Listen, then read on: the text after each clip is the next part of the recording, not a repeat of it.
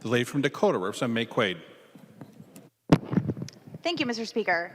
Members, I want to tell you about the two most important men in my life, my father and my father-in-law. They were both born in December of 1949. They were both U of M graduates. They both had beautiful daughters who fell in love with each other. And for a long time, I thought that was where the similarities ended. My father-in-law owns a farm in rural Minnesota and is a farmer and truck driver.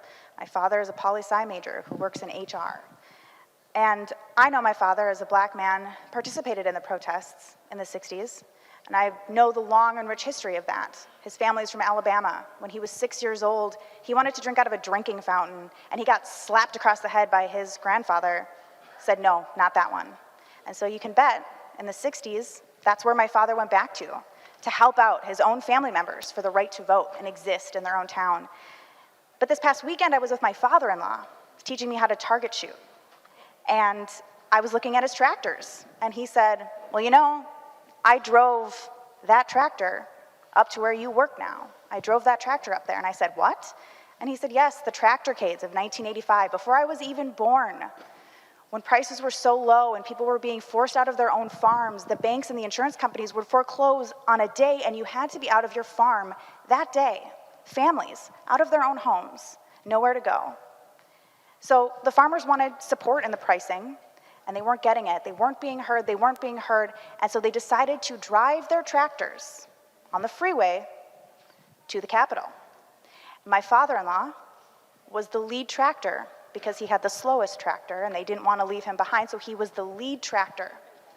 And he drove it all the way up to the Capitol, and I said, wow, when was this? January in Minnesota in 1985 at 15 miles an hour. He drove his tractor to the Capitol. The injustice was real. And I said, so how did it turn out? What happened? And he said, well, one guy left his tractor parked on the Capitol grounds. It was being foreclosed on. They were going to repossess it, so he just left it there. Figured they'd have a better time getting it from the Capitol. But the legislature did respond. They didn't get the price supporting they wanted, but at least they put in a rule that said you had about a year or two to work with the bank. You weren't thrown out of your house right away. And I said, well, what would have happened if their response was to make driving tractors on the road more illegal? And he said, why would they do that? I said, why indeed? Members, the American response to injustice is civil disobedience. It always has been. And I tell you this story about my father-in-law because I think that this vote is about who's protesting now, and it's not.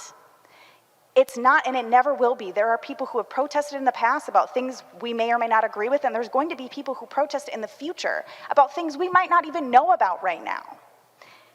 We took an oath to be in this body, to uphold our Constitution. Democracy requires discipline for those who participate in it. This is not discipline.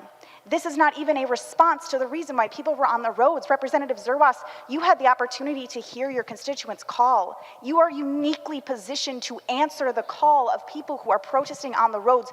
We have that power in this room. We should not be using our power to crack down on dissent. A responsive government does not need to crack down on dissenters. A responsive government responds to why someone might feel the need to protest in the street.